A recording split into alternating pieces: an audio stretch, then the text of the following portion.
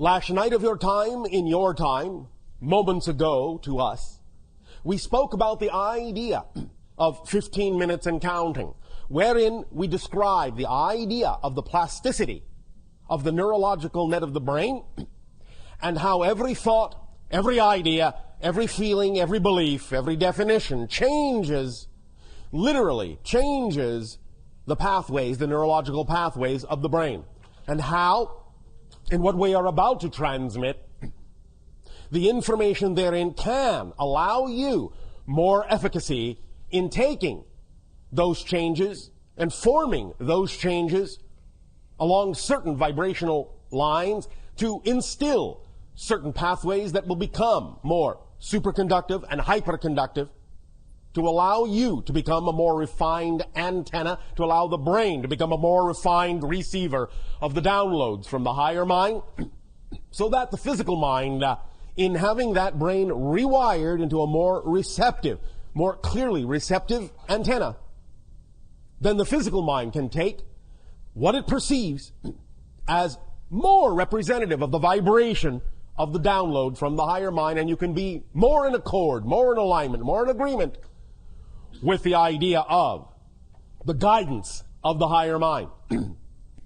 In understanding that it takes about 15 of your minutes from the beginning of the rewiring for that rewiring in the brain to go from a plastic state to once again a crystallized state and hardwire itself with the new information.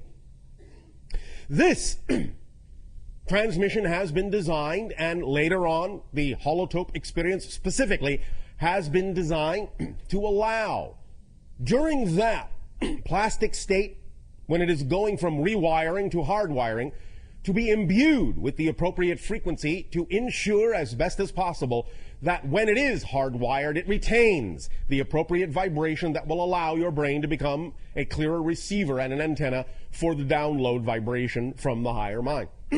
But before we get to that point, in our third part of the transmission, we would now like to examine and explore with a kind of an X-ray approach the idea of what beliefs are, what it is you are specifically looking to change.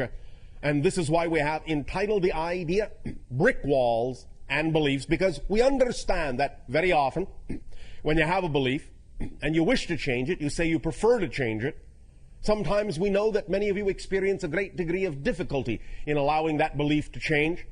So what we are going to examine today is the actual nature of, the actual structure of beliefs, so that perhaps by gaining some insight into the actual structure of the belief, you will understand how it is organized to perpetuate itself, and you will perhaps also gain greater understanding in understanding that how that organization works, and how you can, in a sense, break it down, how you can deal with the different components of the belief, how you can recognize the different tricks, in a sense, that negative beliefs have in their toolkit to perpetuate themselves and make it seem as if it is difficult or maybe even impossible to change that negative belief.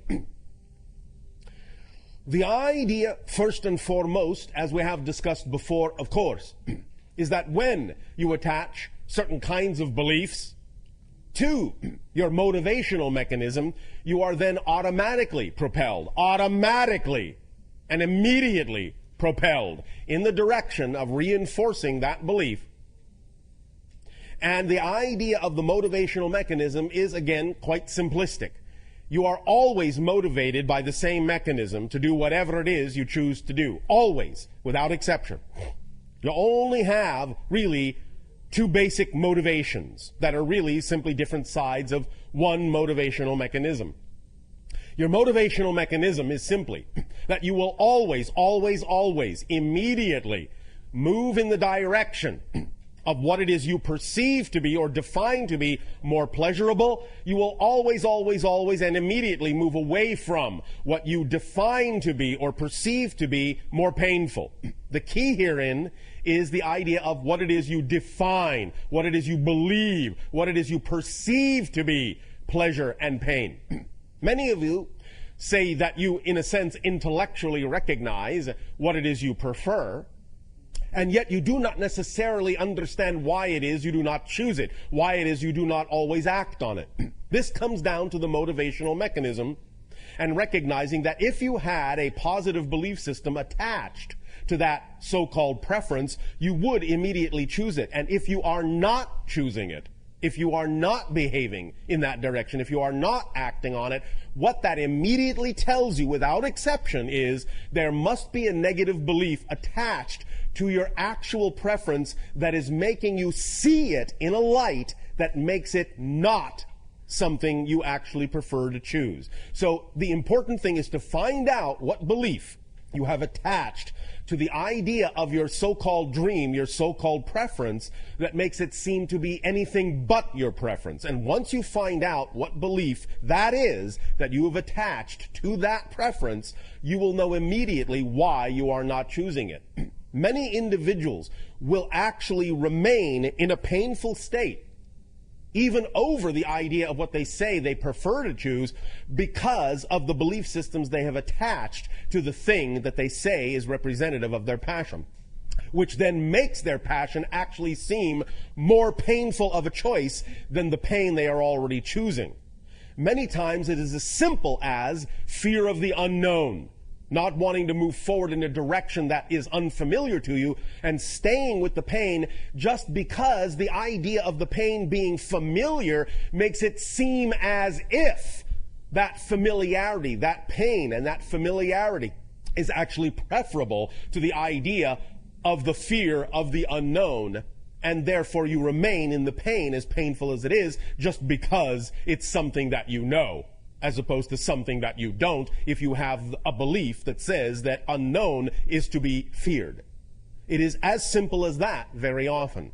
But it requires of you the ability, the willingness to examine and explore why you have those beliefs and why you have attached them to that motivational mechanism and why you have attached them to your preference in that manner. One of the things we will also be discussing in this segment is the whole concept of, in a sense, what you call manifestation. Now, let us provide you a slightly different idea and understanding of the concept of manifestation. Because many of you, when you think about the idea of attempting to manifest something, bring it into your reality, make it appear, solidify it, crystallize it, make it experiential, are coming from a point of view, also definitionally and belief system related, that it is something that does not exist in your reality, that you are attracting into or bringing into your reality, that somehow it is ephemeral and non-physical, and you have to somehow make it solid, make it appear, make it real. That is not the case. What it is that is representative of your preference and what you call your desires to manifest already exists in your reality. It is already manifest. The idea of manifestation is not bringing something that doesn't exist into existence or attracting something over there and bringing it over here. The idea is that what you desire to manifest is already here, already existent, already real. Manifestation is the process of giving yourself the ability to realize, to perceive that it is already here. You do not have to do any magical thing to make it come into existence. It is already existent. It's already within your sphere of reality. It is just that your belief system makes it invisible to you. So manifestation is not the process of actually conjuring something out of nothing. It is the process of making the invisible visible. And that simply requires an alteration of perception. That's all it takes. So we are going to be talking about that idea as well. And let us begin right there.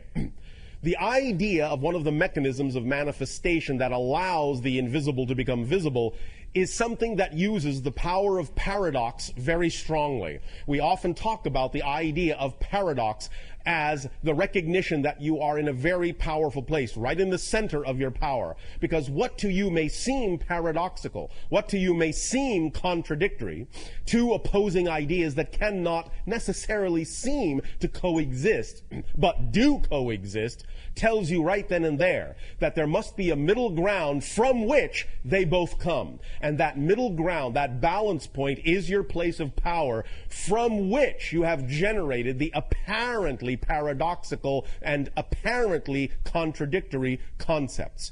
But because you can perceive them both, it tells you that just the perception of those things alone tells you that you are actually in the center of those things, that they come from the center of your being, and that you're simply seeing reflections of the polarity, expressions of the polarity of creation.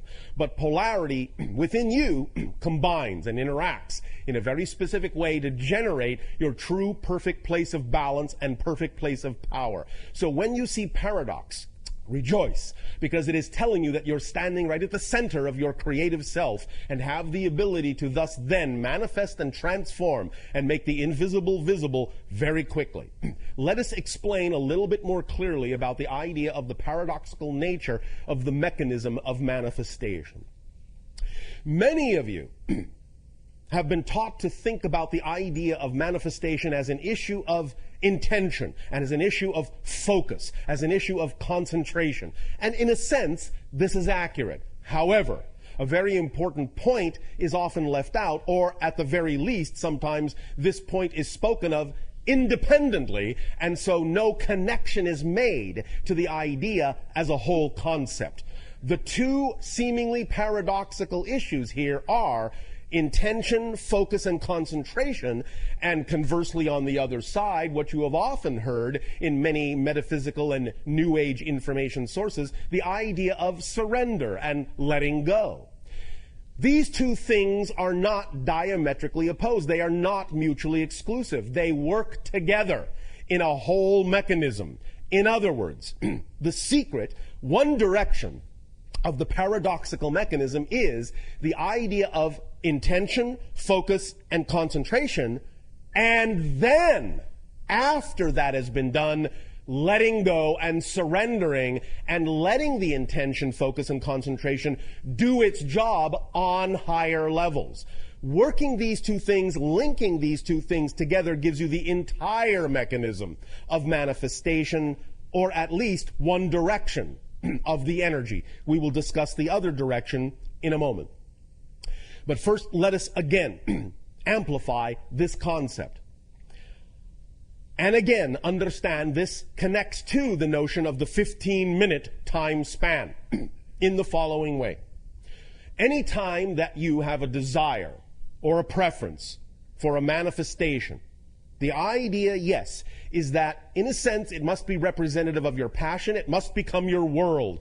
The intention, the focus, in a sense, the concentration, is there if that is representative of your passion. Because when something is representative of your passion, you're automatically focused on it. You automatically intend it. You're automatically concentrating all of your attention on that idea, because that's what passion does. If you are passionate about something, there is no other choice. There is no other consideration. All other things fall by the wayside. That is a true description of the idea of being in your passion. There simply is no other choice. So there is automatic focus, automatic intention. If then, in what you call a peaceful state or a meditative state or a focused state, you allow yourself to image that passionate idea, that manifestation that is desired, and feel it and build that energy up in your energy, in your emotions, in your passion. Build that energy to a peak over the course of simply 15 minutes and no longer, sometimes even less, when you get proficient at it. You don't always need all 15 minutes, but 15 minutes at the most is all that is necessary for you to activate the idea of the wheels, of the gears, and put it in motion with regard to the idea of allowing the invisible to become visible. But when you do that, when you build it to a peak over the course of a few minutes or 15, the next step is to completely and utterly let it go. Forget about it. Stop caring about it. Let it go. Surrender it utterly to the higher self. Let the higher self now do the job. You see, physical reality, while apparently complicated at times, is actually not extremely complex. In a sense, it is actually built on very simple principles, and you don't actually have to do very much to get the ball rolling. So, because your physical mind, as we have said a few times, is not designed to understand how things are going to happen, how things are going to manifest, the how is the purview of the higher mind, and because the physical mind does not actually have the capacity, the capability to understand, it is not designed to understand how that's going to happen, all it needs to do is flip the switch and let the higher mind do the how, do the things that are necessary to cause the synchronicities in your life that need to be there, and the downloads and the inspiration that need to come to you to allow the invisible to become visible, to allow the manifestation to occur.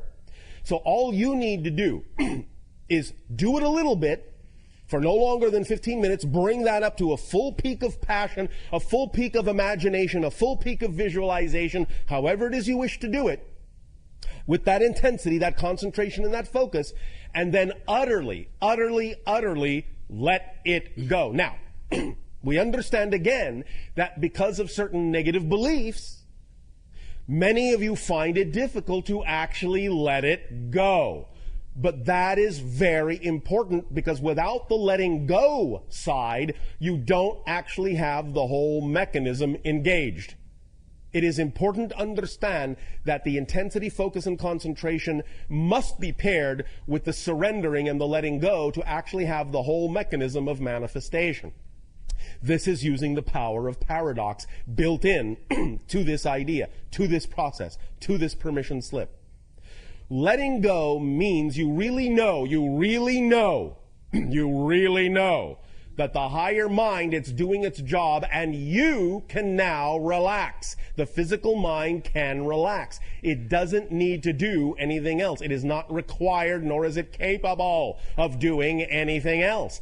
So really, really, really, when you know this, you can allow your mind, your physical mind, to just let it go, knowing it is in good hands, in a sense, and get on about your day focusing on the next most exciting thing you are capable of taking action on. At the same time, again, you must be clear, as we already said, about your motivations to ensure that what it is you are focusing on, what it is you are surrendering to, is truly representative of your highest passion, instead of something that is simply being labeled as such to actually act as an avoidance of what your highest passion actually could be. This is where you have to really be clear, again, about the idea of what beliefs you are dealing with. Because many of you often fool yourselves and trick yourselves through the negative belief system into thinking that you're acting on your excitement, when in fact you're actually acting out of anxiety and covering it up because you're afraid to look at the idea of what it is that actually does excite you because of all the negative beliefs you've attached to it. So clearing out your motivational mechanism and finding out what beliefs you have attached to it is the primary, first, and fundamental process that is required in order to actually use the tool of manifestation in a clear and concise and precise manner.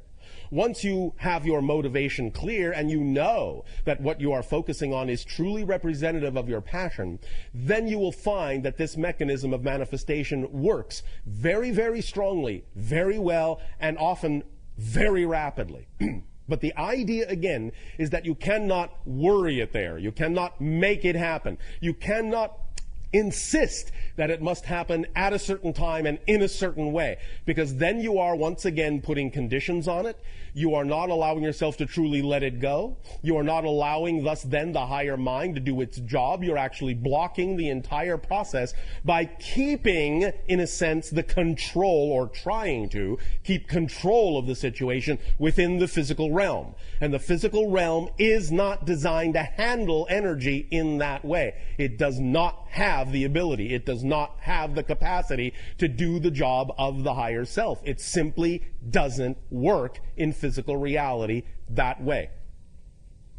It would be as if you dove down under the sea with your breathing apparatus, and then instead of allowing yourself to rise to the surface and taking your mask off, taking your breathing apparatus off, and taking a deep breath up there to go back into that realm, it is as if you are insisting, by trying to control it in physical reality, it is as if you are taking off your mask, taking off your breathing apparatus underwater, and inhaling, and wondering why you start choking, and wondering why you cannot see that far anymore, why things are suddenly murky and muddy, and why you are suddenly drowning. The idea is you must allow yourself, your whole self, to participate in this idea of creation of your reality. And you are not a whole self. You are not a whole person unless you allow the physical mind and the higher mind to work in concert. We know many of you have been taught to think that the idea of the higher mind, being that it is non-physical, is somehow not really a part of who you are as a person. It's something else, somewhere else, on another plane, on another level, and has nothing to do with what you're supposed to be doing as a personality in terms of guiding yourself through life. But that is not the case. In order to actually move through physical reality as a whole person, you need the back and forth. You need to work in concert. You need a partnership between physical mind and higher mind so that you can actually function as a whole person and use each component in the way it was designed to be used, so that you can then allow the mechanism of manifestation and the creation of your reality to work in an effortless and aligned way with the idea of the vibration of yourself as a total being. So, the idea of the power of paradox in this manifestation mechanism is also working in the opposite direction.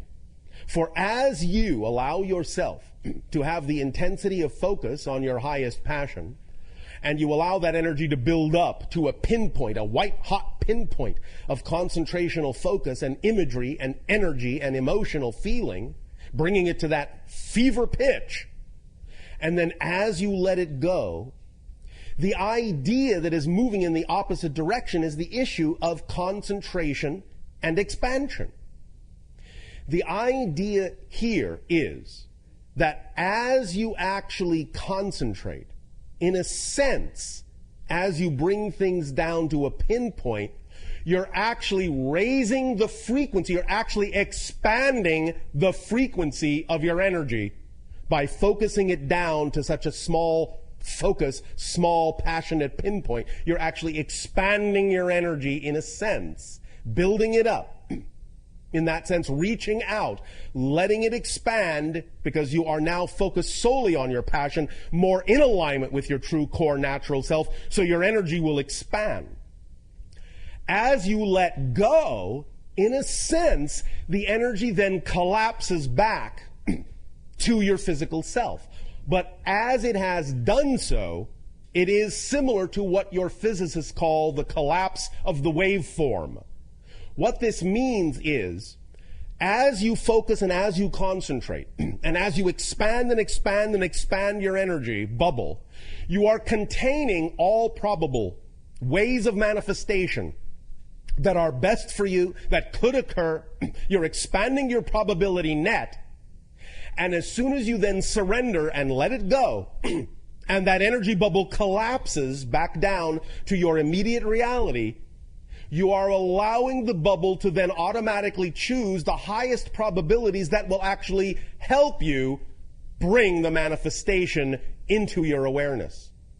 So this is the paradoxical mechanism, is as you focus, as you concentrate, as you, in a sense, narrow your field of view on the thing that you are most passionate about, you actually expand your bubble of energy probabilities.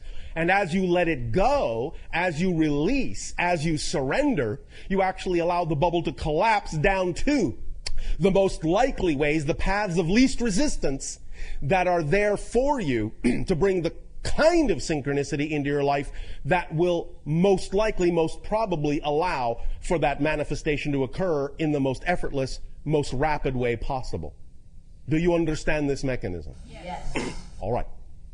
So now, let us move forward into the understanding that in using the power of paradox in this way, in understanding how this mechanism works, the most important factor in this entire process or permission slip is getting a handle on the beliefs themselves that are at play in this mechanism.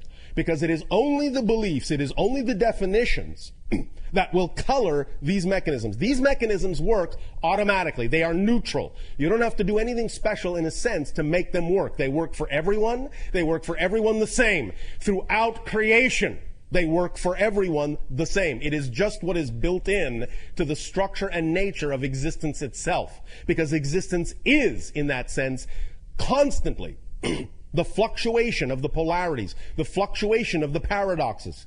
It is constantly coming and going. It is constantly creating and renewing. It is constantly, in that sense, breaking down and building up.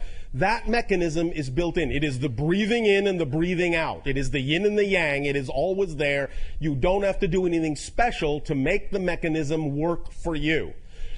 This is not about learning how to work the mechanism. This is about how to allow the mechanism to work in the clearest possible way, in the most aligned way with who you truly are, by clearing out the belief systems and the definitions that have nothing to do with you. The things you have inherited, the things you have had handed down to you, the things that come from other people that are not you. This is this.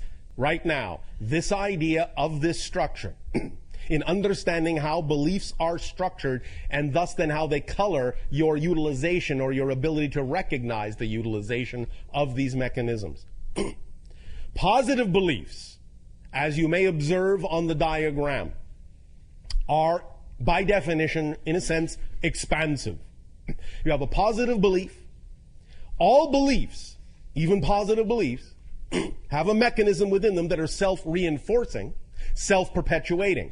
They have to, by definition. Otherwise, if they didn't, because beliefs really are ephemeral, if they didn't have a self-reinforcing component, you would not be able to actually have a sustained, perpetuated experiential reality in that belief.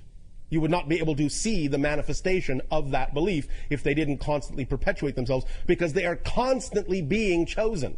Second to second to second to second to second to second to second. It may seem as if, it may appear as if in the illusion of space-time, in the illusion you create of continuity in space-time, it may seem as if once you have chosen a belief and it perpetuates itself, it may seem as if it is the exact same belief just rolling along and rolling along and rolling along. But that's not exactly what's happening.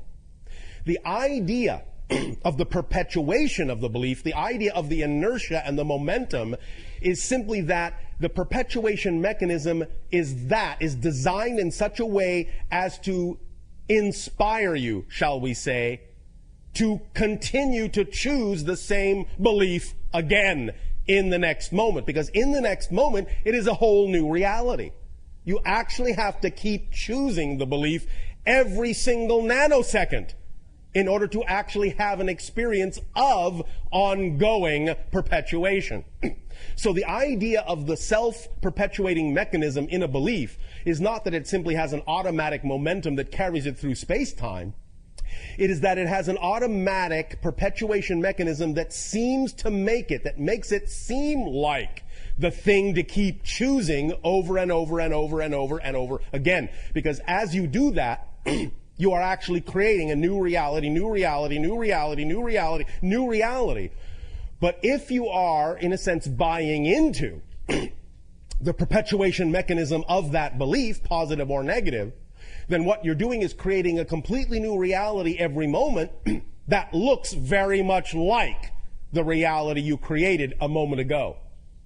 And as you keep creating similar realities, you thus create the illusion of continuity, that it is the same reality and only changing slightly, instead of understanding that it is a completely different reality that has changed completely, except you are making it seem as if it hasn't by simply allowing yourself to buy into the rationale of the perpetuation mechanism that says that that belief must be recreated again and again and again and again and again and again and again.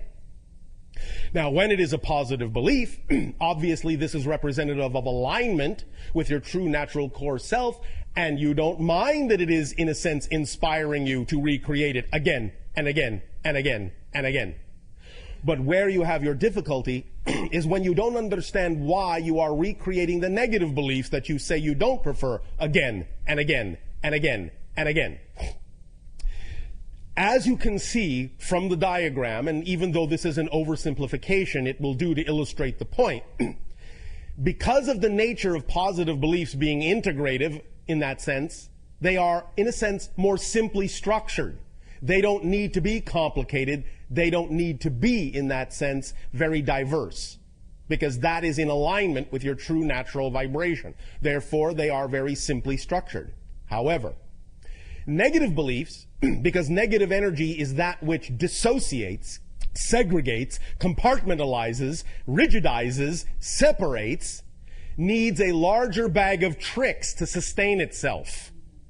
Thus, it will go from the fluid, ever-expanding positive structure, the simplistic, expanding circular structure, in a sense, euphemistically, to the rigidized, crystallized, and non-expanding structure that will thus then contain several compartments and several bags of tricks that it uses to reinforce itself, to make it seem like the thing to keep choosing over and over and over again. And here is where the X-ray vision comes in very importantly. You have to recognize what those tricks are, and thus then by recognizing them, by identifying them, catch yourself, so that you are not then simply succumbing to the rationale that you have to keep creating and choosing to create in every new reality that belief over and over and over and over and over and over again.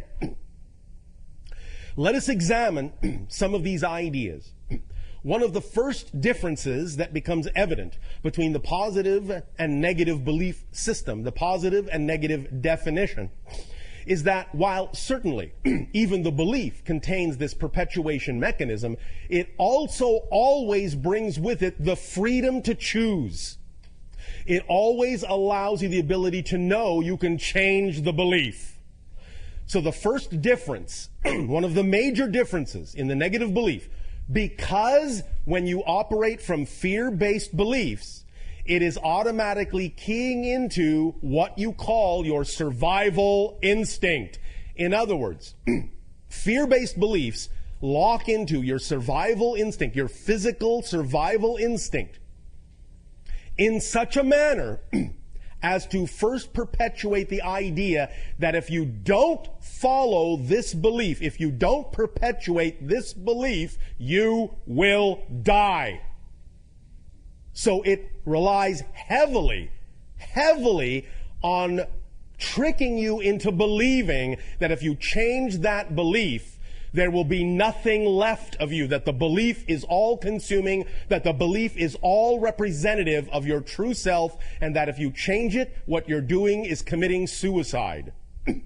That's one of the first tricks it has up its little sleeve to allow you to perpetuate it and perpetuate it and perpetuate it, because it's a fear-based mechanism. Therefore, it is keying directly into your survival instinct mechanism and using it and amplifying and magnifying it to force you to perpetuate that belief so that you will survive. Now, the second thing that automatically happens when that mechanism is engaged, when you flip into the idea of a negative fear-based belief, is that in order for you to continue to perpetuate it, it must also reach into its little bag of tricks and make it seem as if it is not possible to change it. It simply cannot be changed. It simply doesn't have the ability to be changed. It must be perpetuated by its very unchangeable nature. So it traps you in a vicious circle of knowing that there simply is no way out at all. That the very nature, the very structure of the mechanism says there is no doorway here. It cannot be changed. This is where you live. There is nowhere else to go. This is your entire universe. It is eternal. It cannot change. But it also recognizes that it is fighting against, and I'm going to just use this terminology for now, it is fighting against a perpetual, non-ending, relentless stream of information from the higher mind attempting to reach your core being through this mechanism. Because the higher mind, the positive beliefs, and the higher mind are always sending information, always sending light, always sending guidance to guide you back to your natural self. Always. Within the yin and yang, there is always the opportunity to go in the opposite direction. Within the dark, there is always the doorway that leads to light. Within the light, there is always the doorway that leads to dark. But when you're in the light, you understand that that doorway that leads to the dark is just a choice, and it's only offered to you as an equal choice. But when you're in the dark, the doorway that leads to the light, from the dark's perspective, is something to be avoided at all costs. So even though it cannot actually close that doorway, it will thus then disguise the doorway with an illusion of unchangeability, so that you will not see the doorway, so that the doorway will become invisible to your consciousness, because as we have said, you cannot perceive what you are not the vibration of. When you are in an enlightened state, you can see all choices, even the negative ones, because they are all equal choices from the perspective of the higher mind. But when you are in the lower vibrational state of a negative belief and fear system belief, then the idea is that it must disguise these things that exist as choices to make it seem as if there is no choice at all. So, tapping into the survival mechanism, the first thing it does with that energy is it disguises, it covers up that doorway so that you don't even know you have a choice to go back into the light, because that doorway is always there. And the array of tools it uses to take your attention off that doorway, to make you look in any other direction other than that doorway that leads to the light, are these that are generally described surrounding the mechanism, like, in a sense, a viral cell. Like the idea of electrons around the nucleus of an atom. And it will constantly switch back and forth and use these other tools and techniques in a variety of ways, in a variety of combinations, to constantly keep you off balance, to constantly keep you unable to see that doorway that leads to the light. A variety of mechanisms, such as the idea of projection, such as the idea of rejection of ideas, such as the idea of paranoia, so that you will not believe what anyone is saying to you when they are actually attempting to help you, so that you can, in a sense, avoid all information that will actually be to your benefit by seeing it in a light, by projecting it from the dark vibration with a dark energy, so that even the light looks dark to you. And in that sense, seeing everything in a negative light will keep you off balance. The idea thus then of all these things working together will keep you completely off balance until such time as you give yourself the opportunity to recognize that this structure exists. This is where truly the phrase in your language, knowledge is power, comes into play. The very fact of illuminating this structure, the very idea of revealing and exposing in X-ray form that this structure exists, can give you an edge over it. Because once you've identified the structure, once you have identified the negative belief, once it becomes transparent to you and you understand what all the tricks are, something happens to that structure.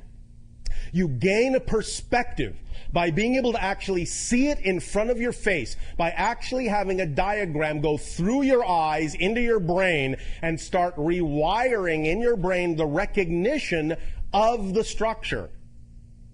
The structure suddenly becomes illogical and nonsensical. You start to see your relative position to the structure and its relative position to you.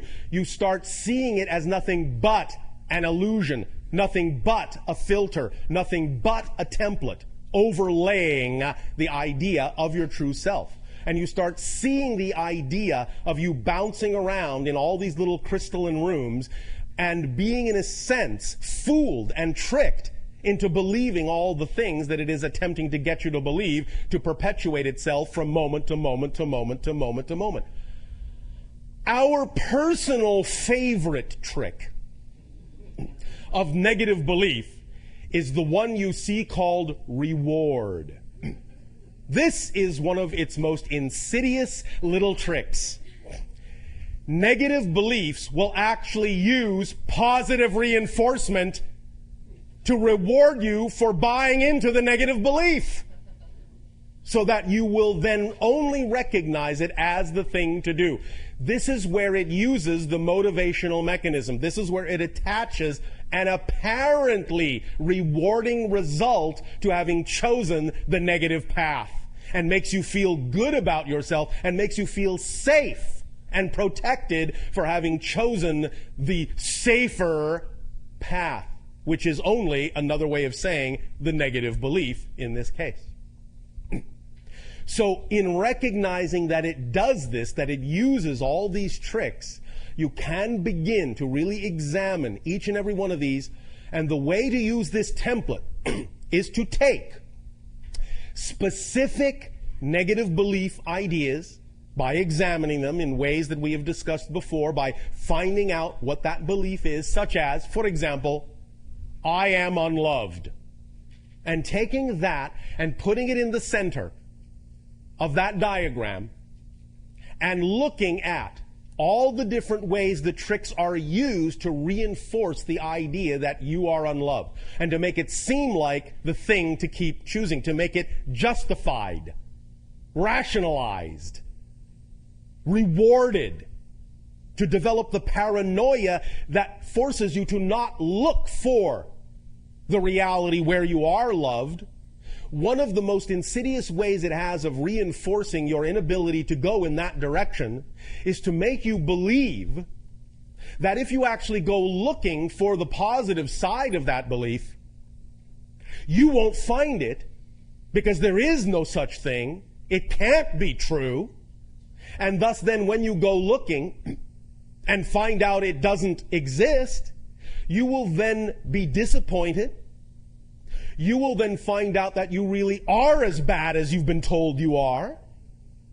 And so to avoid that reinforcement of the negative self at all costs, you will simply stay within the negative self. Look at how insidious that is. It is actually saying, don't go looking to prove the negative. Stay in the negative you are in, because the negative you are in is at least better than proving that the negative is true. It's actually using itself to reinforce itself by saying you don't want to go and find out that what I'm telling you might actually be true, because at least here you have a shadow of a doubt, a tiny shadow of a doubt. I'll allow you that much. That's your reward. But if you go looking to find out whether or not what I'm telling you is true, well, you'll only find out that what I'm saying is true, and then there'll be no doubt whatsoever. So at least stay here and hold on to that tiny crumb of a doubt. At least that will allow you to survive. Miserably, but survive. But if you go looking and find out that what I'm telling you is the absolute truth and you are worthless, well, then your whole world will crumble. Then you will annihilate yourself. Then you will not survive. Because how could you possibly survive absolutely knowing that you don't belong in creation? How can you survive absolute knowledge that you are worthless? How could you survive that? You can't, says negative belief. You can't. So stay here and just play with that little doubt that I'm giving you, that it, well, I don't know, it could be true, that, or maybe it's not. I don't know, but this is safer. At least here I'm alive, as miserable as I am, so I'll keep perpetuating this, and I'll bring the doubt with me, and I'll keep wondering, could it possibly be true that I'm really this worthless? Maybe I'm not. Oh, but if you go looking, you might find out that you are. Okay, I'll stay here. Again and again and again and again and again and again and again and again and again and again and again. But now, allowing your higher mind through our reflection to you to see the diagram of the tricks it is using to create these scenarios, to create the illusion that you must perpetuate the negative belief. This diagram will now begin to imprint itself in your neurological net just by looking at it.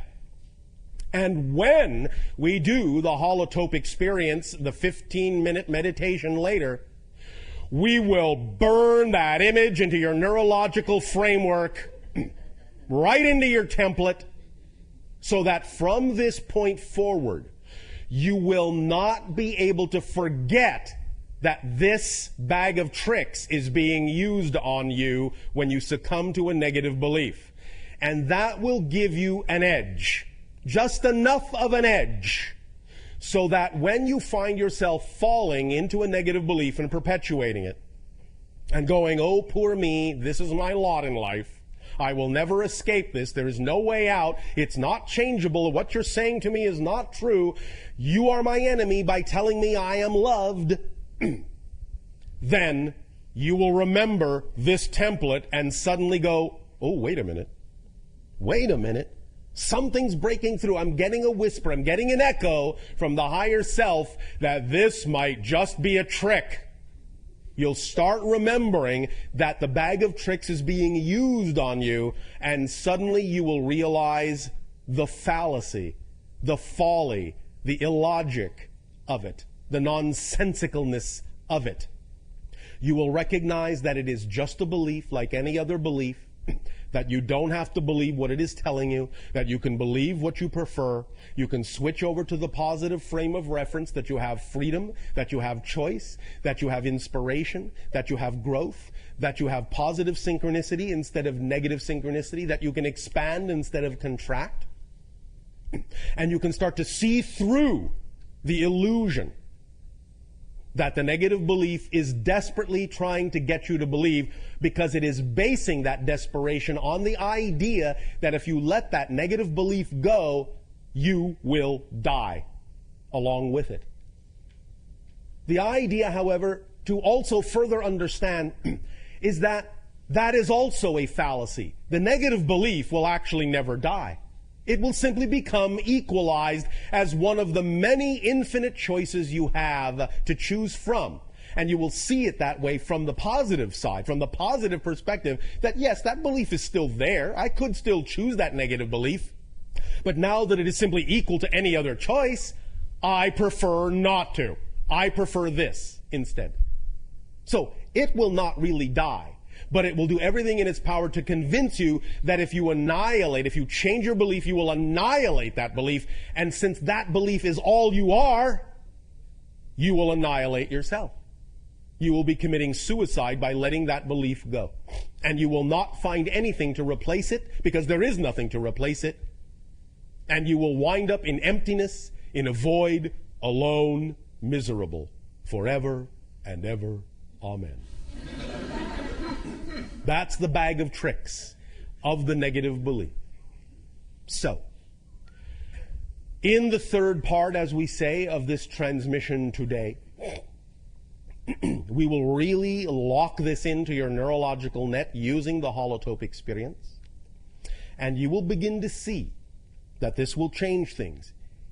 Even if it is just a little crack that appears in the plan of the negative belief, in its bag of tricks, that little crack will be enough to let you see the doorway out, to let you see that doorway that leads to the light. And that's all that's needed, is just the ability to know, the ability to see, the ability to perceive that that doorway exists in the dark. That's all you need to start moving toward that doorway. You will be continuously bombarded by the tricks of the negative belief that will try to scare you again away from that doorway, but now you will know it is just a bag of tricks. Now you will know that what it is telling you is not empirically true. It is just what it is attempting to do to preserve itself.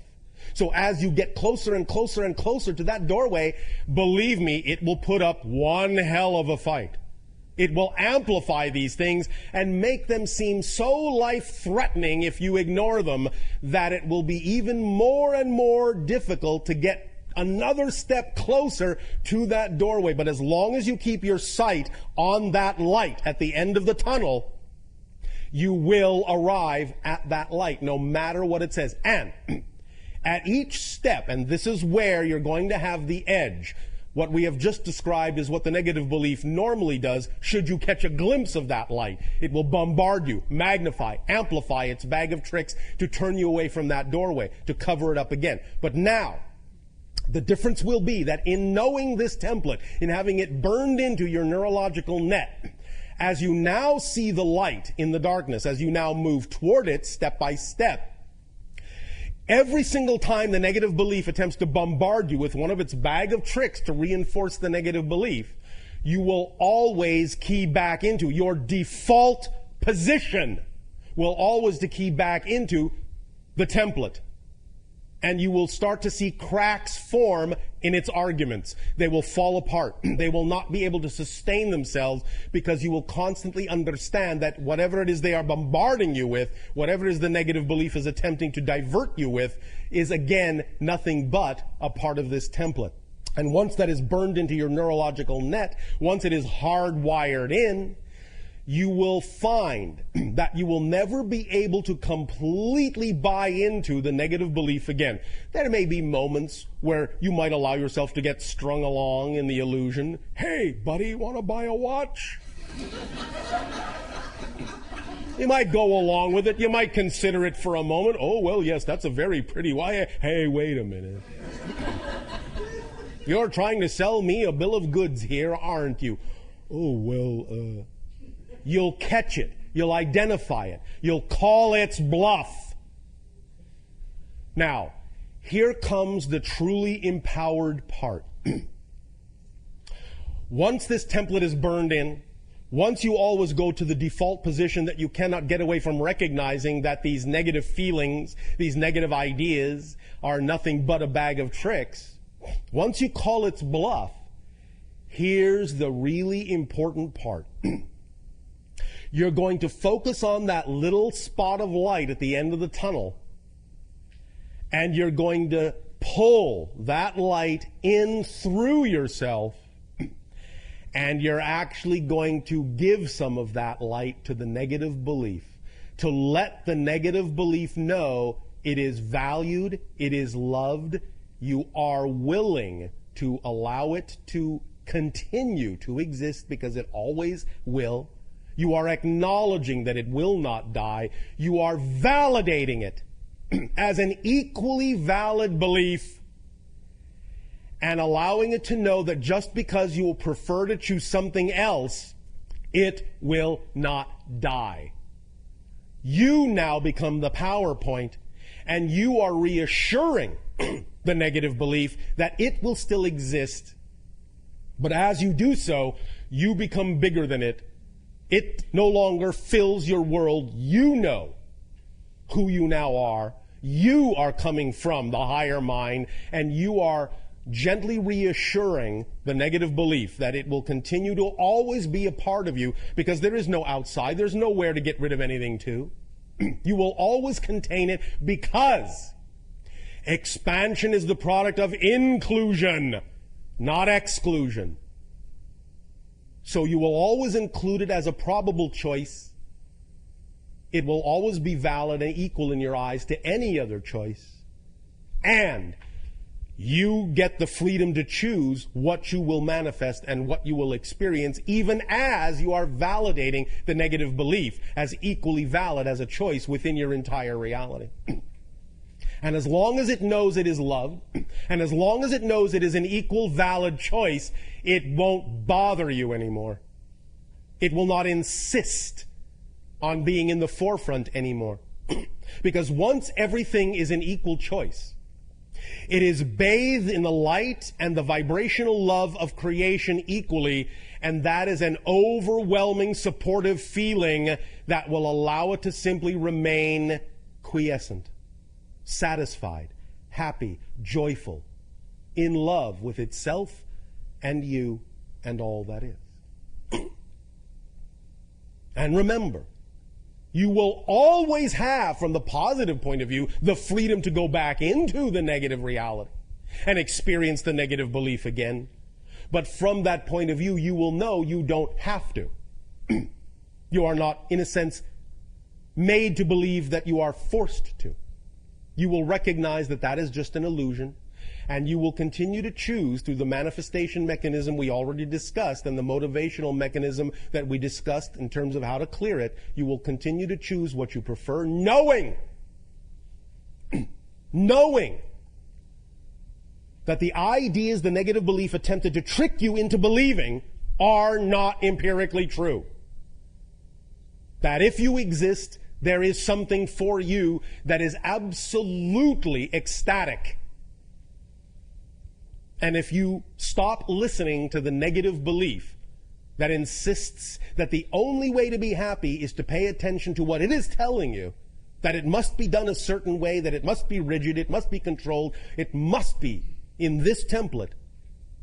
As soon as you know this diagram exists and it's burned into your neurological net, you will know that that is never empirically true. That it is just a belief. You will see it for what it is. You will have X-ray vision. It will be built in to your neurological net. Now, the first question that comes up is, well, if that's built into the neurological net, and yet if the neurological net is always capable of being plasticized and reformed, can't that go away? Yes and no. Because once you know it's possible, once you have decided to allow yourself to align with the freedom to choose, with the positive vibration, once this is burned into the neurological net to begin with, there will always be the echo of that choice. Because again, when we talk about the idea of the plasticity of the neurological net and changing the pathways of your brain, because everything exists at once, that means that all the other possible pathways also still exist as probabilities, including the ability to see this only as a template, only as a trick. Burning it in a certain way through the holotope meditation will allow you to always remember that it's always there, even if only as an echo. It is still always something that you will remember exists as a choice. So you will always be able to choose it if you prefer to. You won't forget it again, because you will know that memory is created in the moment. And even if you play a game where you forget it in this reality, this reality, this reality, this reality, this reality, burning this into the neurological net even once, seeing it this way exposed in X-ray form even once, will allow that crack to form so that as you create those new realities, even if they are negative,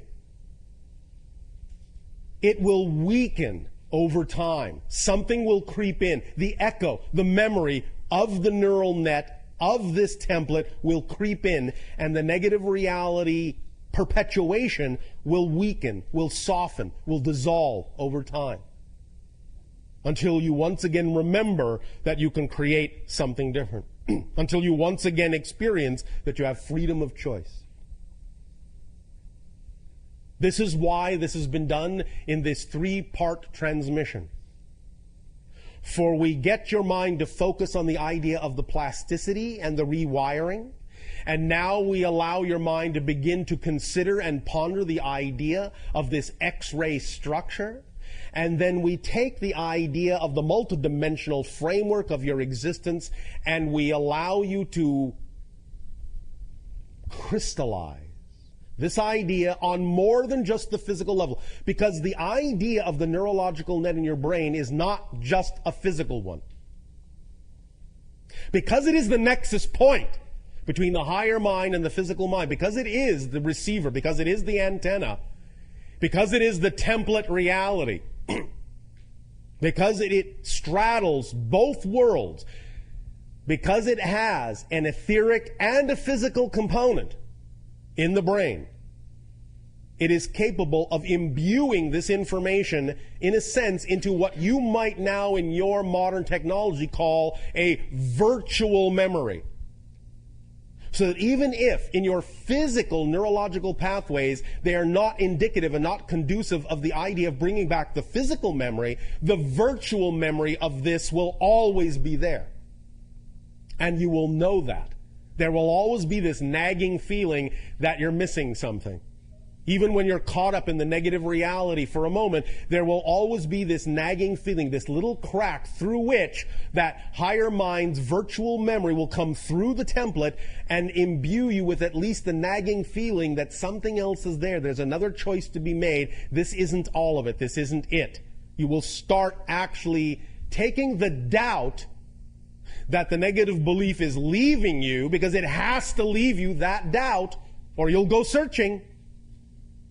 You can actually use that doubt in a positive way. That doubt will now flip around, and it will be the doubt of the negative belief.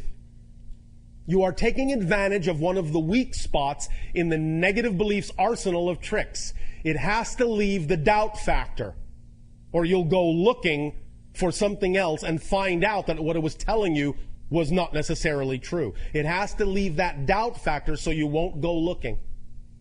So you can take advantage of that. That's the little doorway. That's the little crack through which now this positive energy will leak and turn the doubt against, in a sense, the negative belief. Turn it in the direction of the positive door, the light that exists in the darkness. Does that make sense to you? Yes. All right. We will thank you for the co-creation of this particular phase of the transmission. We invite you now to explore with us, if you wish, through question, these ideas and how to apply them in any way, shape, or form that seems of value to you. Always, as we have said, understand that to make use fully of this idea, it is wise to have the physical diagram literally printed out in front of your face.